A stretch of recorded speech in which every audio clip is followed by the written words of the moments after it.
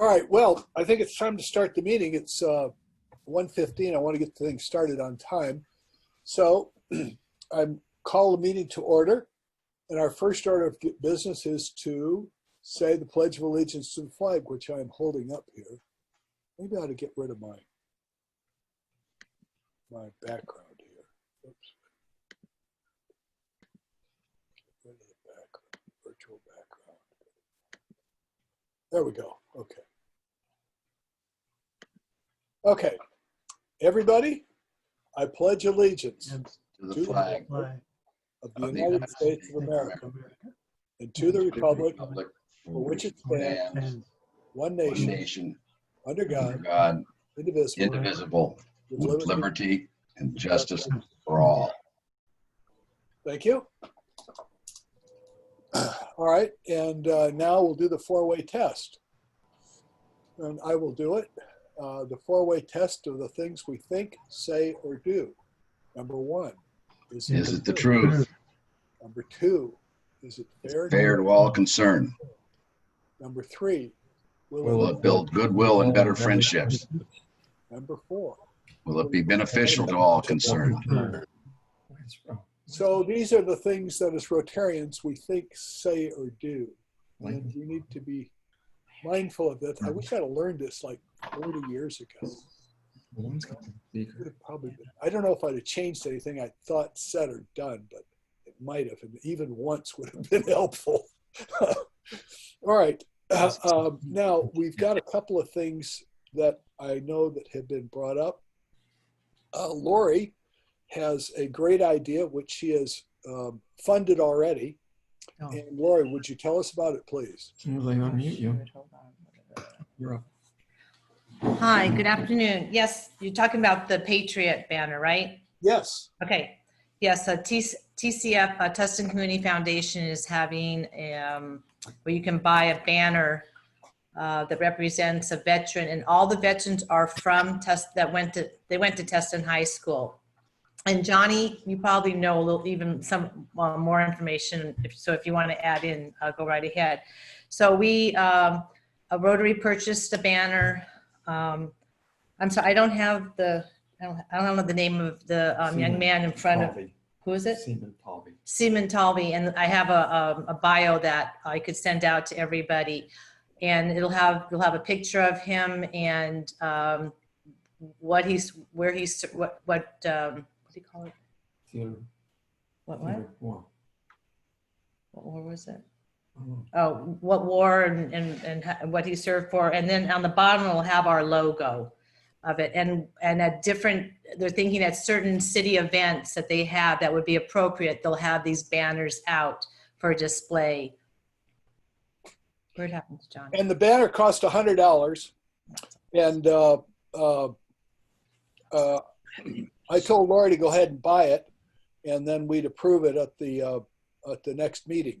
So our board meeting now is set for August 10th, and I'd like to push that to August 17th because we have a speaker on 501c3s on August, I think, 13th. And I think we should have the board meeting after we get a briefing on 501c3s because we may want to change some of the things that we're doing and the manner in which we're doing them. So that's, as president, that's what I'm going to do. So hearing no objection, and I will send out the notice of the board meetings.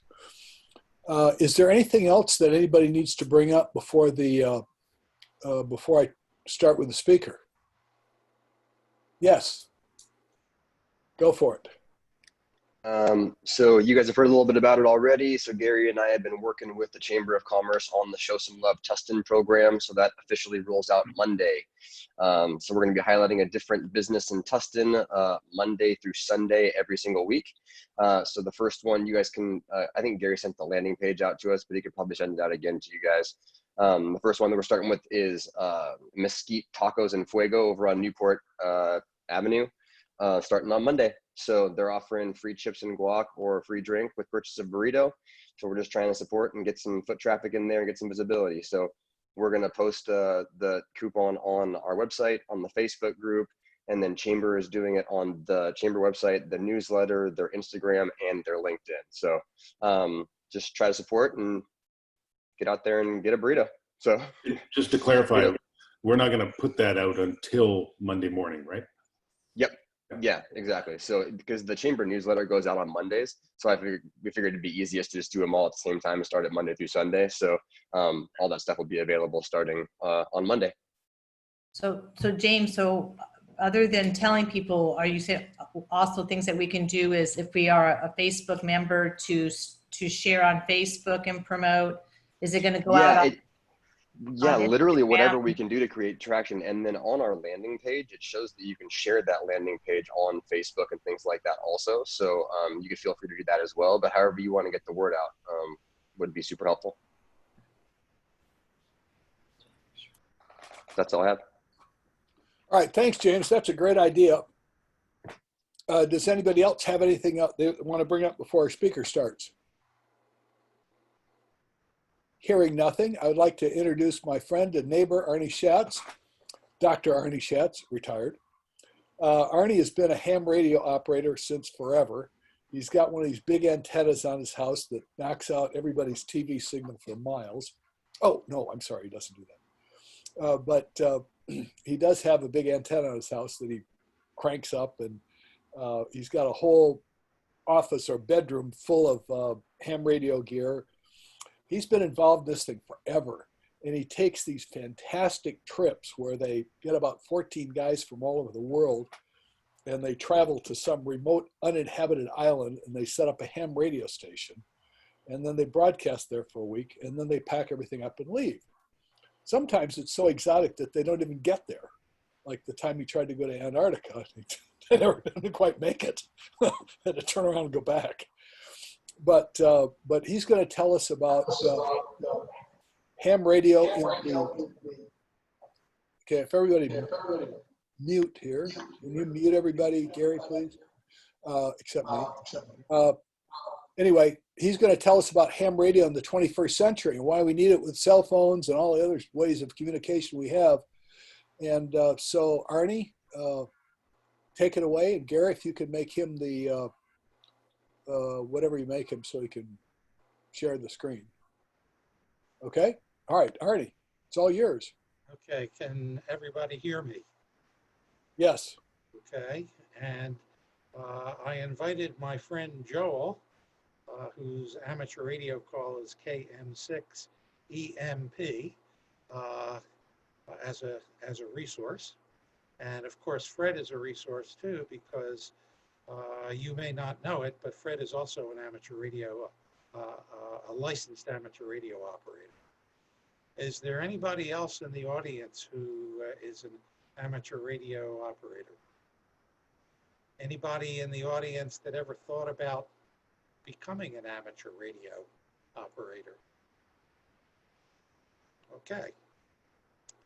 Well, the topic today is an introduction to what amateur radio is and how it may interest you as a service group for the community. So I'm going to start a PowerPoint here.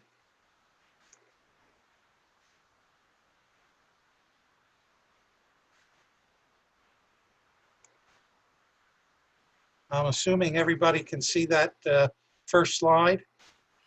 Yeah. Not yet.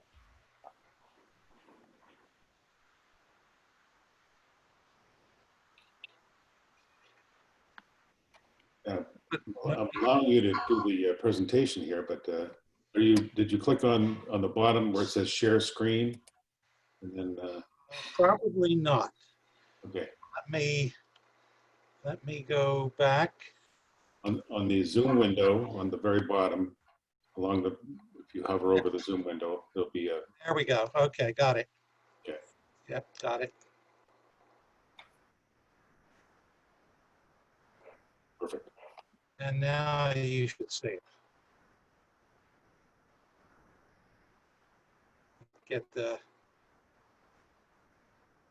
There we go. Okay, the ARRL is the National Association for Amateur Radio. It has a membership of over 160,000 amateur radio operators and friends. And I'm going to show you a short video, about a 2.5-minute video, and then we'll talk about each of the things that the video addresses. So here goes.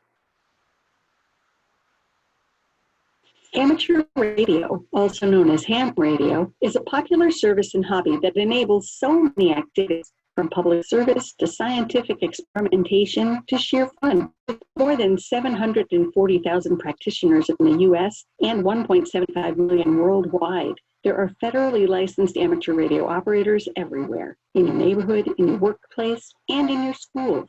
People just like you use ham radio to communicate without relying on the internet or a cell phone network, and it can go wherever you go. You can hike a trail, climb a mountain, or paddle a river and take your radio with you. Ham radio even reaches as far as outer space. Ham radio operators can talk to astronauts aboard the International Space Station, talk to other operators through satellites orbiting Earth, and even bounce their radio signals off the moon and back.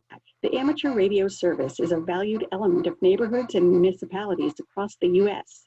In times of disaster, when regular communications channels fail, the amateur radio service works with public service agencies such as FEMA, the American Red Cross, and the Salvation Army to assist emergency communications efforts. Amateurs can also use their radios to volunteer within their communities, providing communications for events like county fairs, parades, and road races. Although people get involved with amateur radio for many reasons, they all pass a test to earn the Federal Communications Commission license that shows they have a basic knowledge of the principles of electricity, radio technology, and operating rules. This knowledge has practical everyday applications that educators have used to teach science, technology, engineering, and math concepts. Lots of hams got into the hobby as kids and followed their interest in radio to exciting careers as astronauts, engineers, pilots, and more. The ham radio frequencies begin just above the AM broadcast band and extend into extremely high microwave frequencies. Ham radio operators use these frequencies to communicate with each other using microphones, Morse code, and even by interfacing a radio with a computer or tablet to send data, text, or images. Some compete in contests, trying to make the most radio contacts within a certain time frame. Amateur radio has been around for over 100 years, and the technology behind it continues to evolve and advance today. Operators are always finding new ways to explore amateur radio, experimenting with digital applications of this technology through things like coding, mobile apps, and drones. To learn more about the endless possibilities of amateur radio, where the technology is headed, and how you can get involved, visit ARRL, the National Association for Amateur Radio, at www.arrl.org.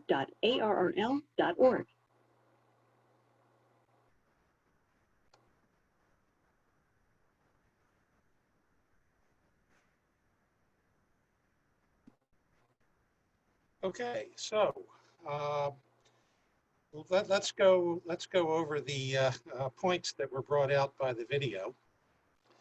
You've heard of ham radio, hams, amateur radio operators, a lot of different terms, but it basically refers to the same thing.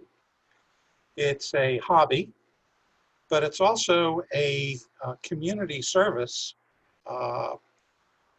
that supports the community in many different ways. Public service, also encouraging scientific experimentation, especially in schools, elementary schools. I'm involved with an elementary school in Fontana that has an active amateur radio club and a supportive teacher.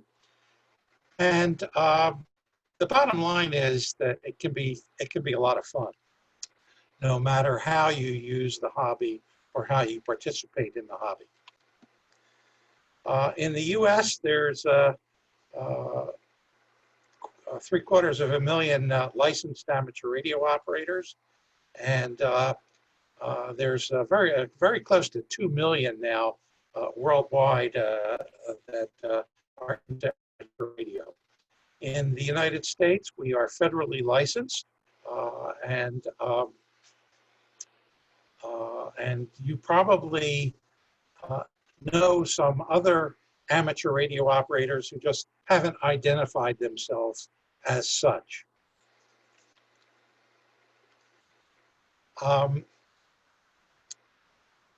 You can use amateur radio to communicate without relying on the internet or a cell phone network, and you can take it with you wherever you go. All right. Oh, he's talking now. You can take it on hikes, on the water, wherever you want to go. You can bring your amateur radio equipment with you. As the video pointed out, you can also talk to astronauts on the International Space Station. They do have some amateur radio equipment on the space station. And of course, the astronauts are very, very busy, but they will sometimes make time in their schedule to talk to amateurs that are within the footprint of their orbit. They also will talk to schools and students at the schools as they do a pass over a particular part of the globe. And there have been amateur radio communications between earthbound stations and International Space Station that have been going on for probably close to 40 years now, ever since the space station was put together. Amateur radio is a valuable element of neighborhoods and municipalities across the U.S., especially in times of disaster, when regular communication channels fail, and they will. And amateur radio interfaces with a lot of public service agencies. They interface with FEMA. Locally here, we interface through CERT, Community Emergency Response Teams, in Tustin. I'm not sure about Santa-Ana. In Costa Mesa, an amateur radio club called MESAC, M-E-S-A-C, interfaces with the Costa Mesa CERT group, and they train with them for various exercises as well. As a public service agency, or as a service agency, the Rotary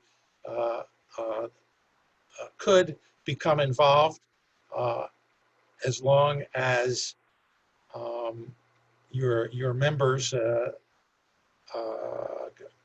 get licensed through the Federal Communications Commission, and I'll address that a little bit later. Just like CERT and other communications organizations, even the Tustin Police, Tustin Fire, will become involved in communications. American Red Cross, Salvation Army, all of these organizations have needs for emergency communications, and amateurs as trained communicators are a perfect fit to help these organizations, especially in times of disaster, but also in fun times like races. We did our dyno race a couple of years ago, and the Tustin Police Department had some amateur radio operators involved as well during that particular event, and we were scattered throughout the course to provide emergency communications. People get involved with amateur radio for lots of reasons. Everybody has different interests, and the common denominator is that you have to earn a Federal Communications Commission license that shows you have a basic knowledge of the principles of electricity, radio technology, and operating rules. Sounds very sophisticated. I assure you that to get a entry class license, it's very easy. It has always been very easy. At the age of 8, my son back in the late 70s got his license. There have been kids as young as 5 and 6 years old who have gotten amateur radio licenses as well. So don't be cowed by the fact that you need to get a license. It's really easy. The knowledge has practical everyday applications.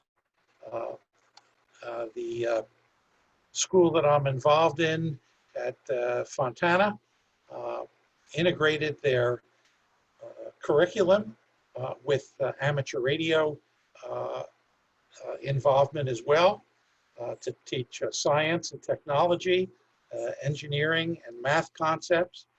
These kids that were in 3rd and 4th and 5th grades it was amazing how easy it was for them to pick up all these concepts, and hopefully they have been encouraged to continue their education in STEM. Lots of hams got into the hobby as kids, like I did, and they followed their interest in radio to careers, and careers in electronics, astronauts, pilots, and more. Now, ham radio communication, the frequencies that were assigned begin just above your AM broadcast radio, and it extends high up into the extreme microwave frequency. Just to give you an idea what the microwaves are, your router at home for your computer uses microwave frequencies too, in the 2 gigahertz or 5 gigahertz ranges as well. So there's a lot of different frequencies that we have available to us and that are assigned to us by the FCC. We communicate using microphones. We communicate using Morse code. We communicate by interfacing our computers with our radio, or we can send data or text or images. We even have amateur radio television. So there's all sorts of ways that you can utilize this hobby to pique your own interest. Amateurs have been around for 100 years, but as the technology advances, amateurs have advanced as well. And in fact, it works the other way around too. A lot of amateurs have helped to advance technology that has been used by the general public.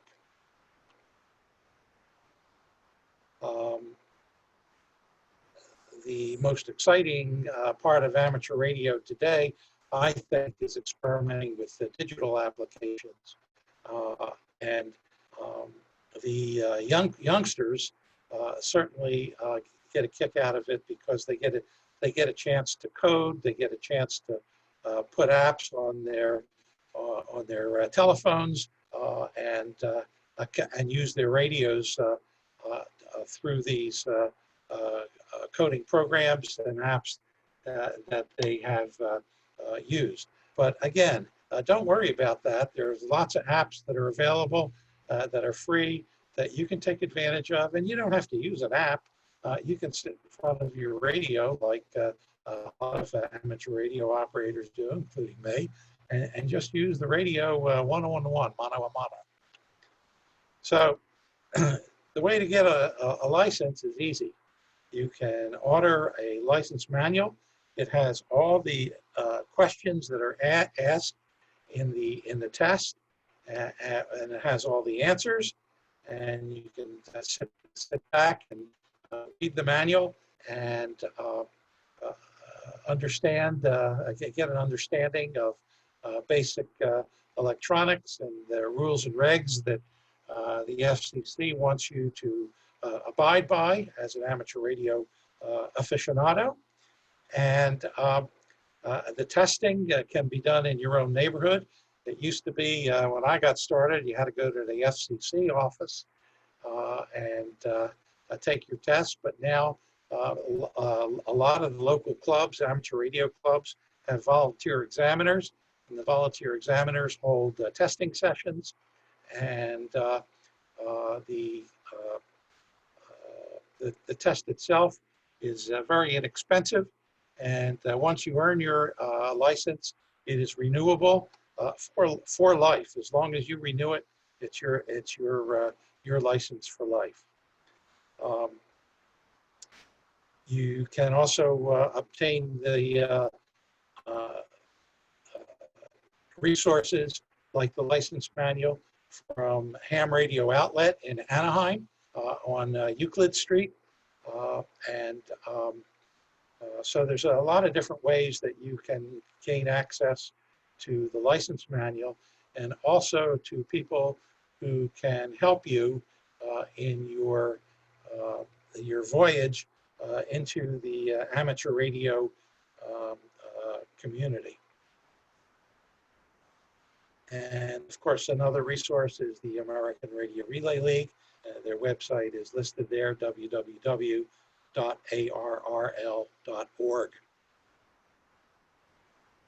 So let's go through some typically frequently asked questions. Who's the typical ham? We come from all walks of life.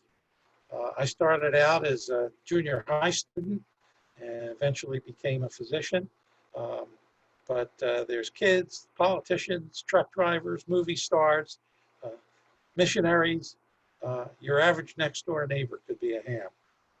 All ages, all sexes. You noticed in the video there were men, there were women, there were youngsters, all income levels and nationalities, and all different ways to communicate using your amateur radio license.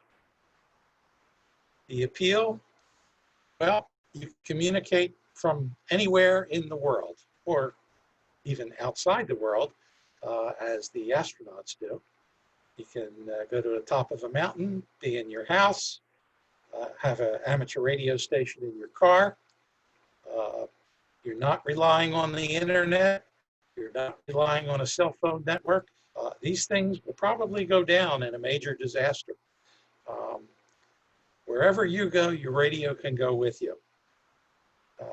And if there's a major disaster somewhere else, as an amateur radio operator, you can swing into action and interface with FEMA, Red Cross, Salvation Army, CERT, your local police or fire departments, and be of assistance in providing communications for your neighbors. There's an example. The amateur radio service kept the New York City agencies in touch with each other after the command center was destroyed during the 9/11 tragedy. Ham radio came to the rescue during Hurricane Katrina in New Orleans.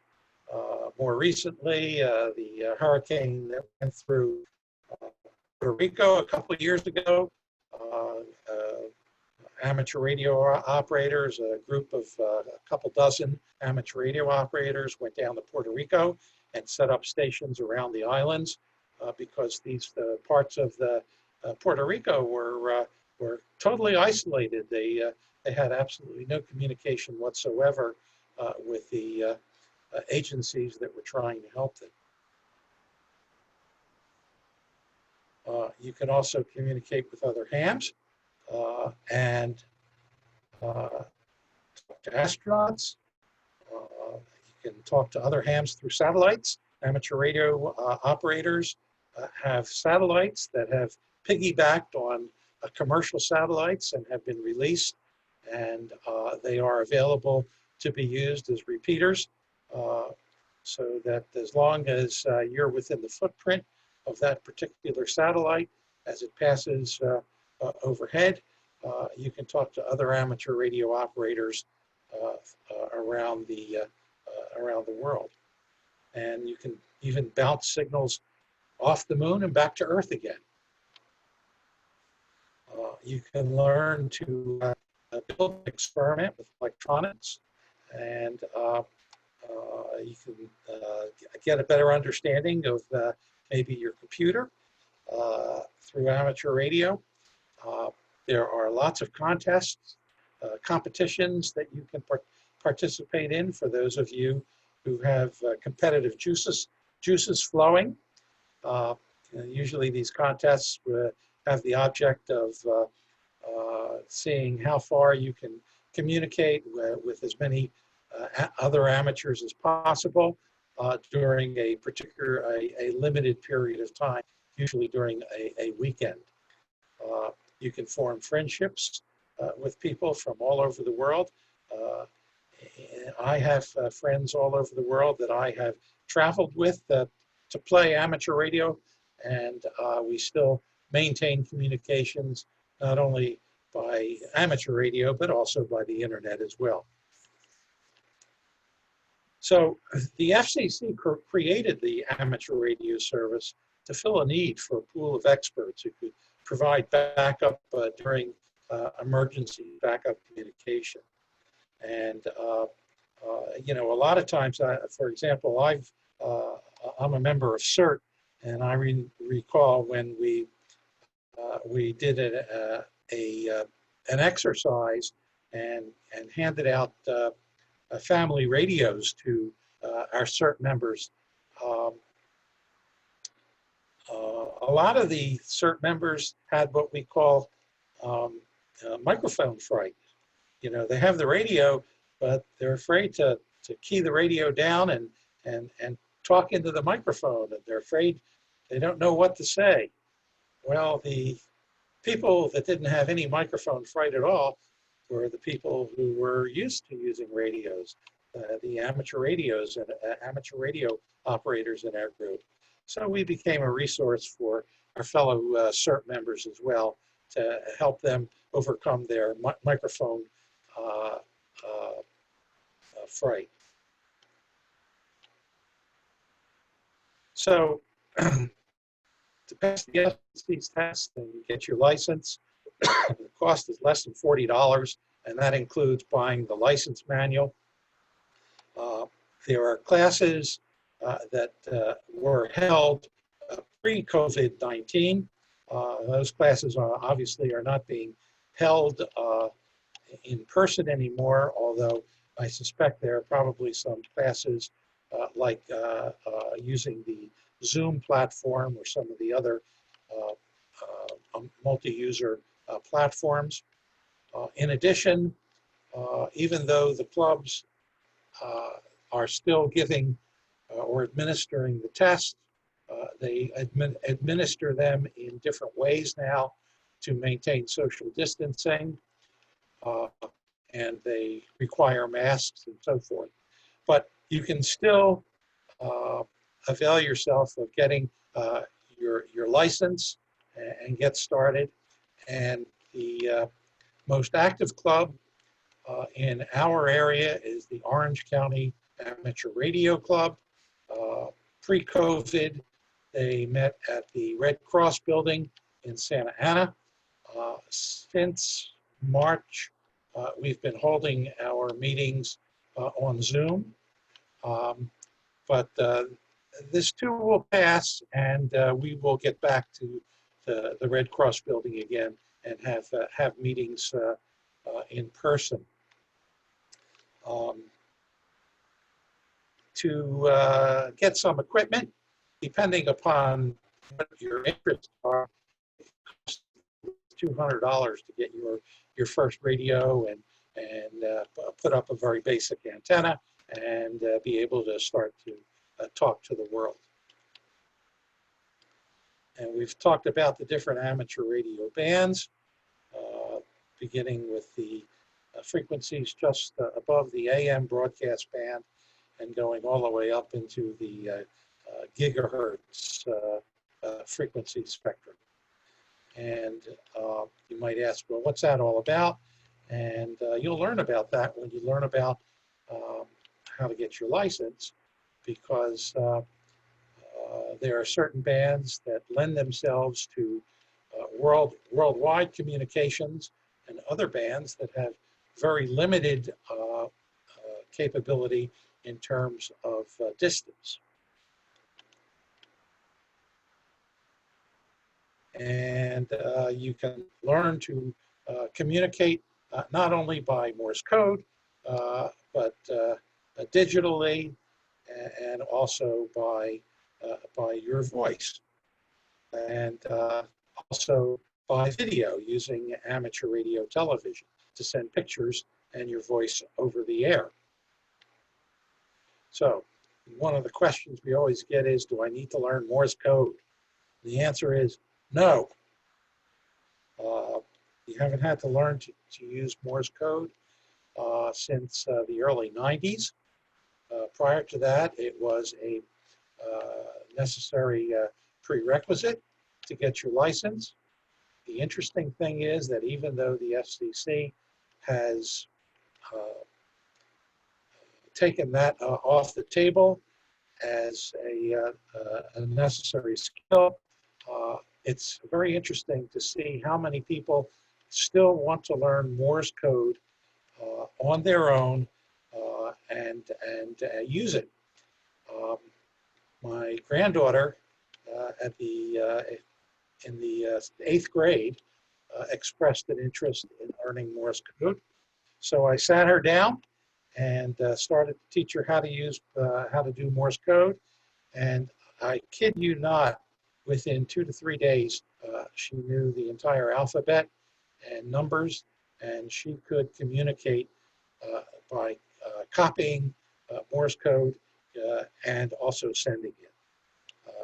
So it's nice to have a young, pliable mind, but even our minds in our more senior years can learn to use Morse code. So how do you get started? Well, first, you get your license, as I said, and I've talked to you about how you can go about doing that. And my last slide is, why are radio amateurs called hams? The first wireless operators were landline telegraphers who left their offices to go to sea or to man the coastal stations. And they brought with them their language and much of the tradition of their older profession, which dated back to wired telegraphy back even the Civil War days. Every station occupied the whole spectrum, and they had these broad spark signals, which were, I mean, they wiped out your radio. Imagine turning on your AM radio and tuning up and down the AM band and hearing this raspy dashes and dots, and unable to tune it in. Anyway, government stations, ships, coastal stations, and increasingly numerous amateur radio operators all competed for the time and signal supremacy in each other's receivers. And so they all interfered with one another. So then the job was put up the biggest antenna and run the most powers. So two amateurs working each other across town could effectively jam everybody else in the area. So a lot of frustrated commercial operators would refer to the ham radio interference by calling them hams. And amateurs possibly unfamiliar with the real meaning of that term picked it up and applied it to themselves, not realizing that it was a pejorative term. And as the years advanced, the original meaning has really completely disappeared. Fred began this meeting by saying that I had a big antenna and I interfered with everybody's TV, and that was sort of a joke. And back in the 50s and the 60s, that wasn't a joke. That was an issue. Today, it's more likely that non-radio amateurs have some kind of electronic device in their house that interferes with the hams instead. So hams have very sophisticated equipment, very well filtered equipment, and they very rarely, if ever, interfere with their neighbors. Usually, if there is some interference caused by a ham, it's not the ham's equipment that's at fault, it's the neighbor's equipment which isn't filtered properly or just wasn't engineered well to prevent signals outside of the frequencies which it was designed for to be selective. So anyway, that's the story, and I'm happy to take any questions that you might have. And before I do, again, just a plug for the American Radio Relay League. That is the voice of amateur radio, not only for all the amateurs in the country, but also in Washington and with the FCC. Okay, so can everybody hear me? Raise your hand if you oh, I wiped out. Something happened. Okay, so we're back on video. Any questions? Joel, do you have anything to add, or Fred? I don't know. Can everybody hear me now? Because I can't see anything. Something happened to my screen. I can hear you. Okay, good. Everybody's been unmuted now. Okay. Okay, If you don't good. want to participate, please mute yourself again. I can't see anybody because I've messed with my computer while Ernie's presentation was going on. I somehow lost the view, so I'm totally blind. Okay, well, Dick and Helen, I think, had a question. Is that right? I have a question. Yes. We have a friend, Dr. Paul Majewski, that's a glaciologist and has been in Antarctica for a season for the past 15 years. What was the interference for you in Antarctica for communicating on the ham? Was that a lack of satellite? No, we didn't have any interference. We had a group of 20 amateurs from around the world who chartered a ship out of Punta Arenas, Chile, to go to a uninhabited glacial island, a subantarctic island called Bouvet, which is owned by the Finns. And we got there. We got to within a half a mile of the island, but we couldn't get on the island. Our plan was to use helicopters that were on the ship to land us on the island, because there was no other way to get on the island. You couldn't use a Zodiac, or there's no wharf or pier or anything like that. And the weather was so bad that the helicopters couldn't fly, so we couldn't get off the ship. So we had to turn around eventually. We stayed off the island for 3 or 4 days, waiting for the weather to clear. It never did. So we operated from the ship, but we did not operate from the island itself. So no interference. Why don't you explain why you go on these trips, Arnie? Well, one of the reasons we we go on these trips is to activate a part of the world that has not been activated by amateur radio in many years. For example, the trip to Bouvet Island, that island had not been activated for more than 10 years. And that activation 10 years ago was only by one ham.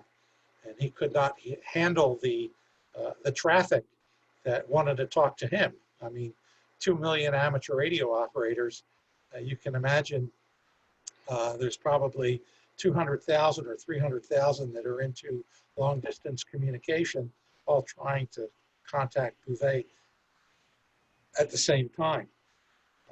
My last trip was to Pitcairn Island, and Pitcairn is actually an inhabited island, as you may be aware, and they actually have several licensed amateur radio operators. They're licensed by the New Zealand, but actually they're licensed by themselves, but they have their own licensing organization. But none of them were on the air because they didn't have equipment that was functional. So one of the reasons that we went there was not only to activate the island again, because it had been so long since it had been on the air, but to leave some antennas and some equipment with the islanders so that they could get back on the air themselves and enjoy the hobby.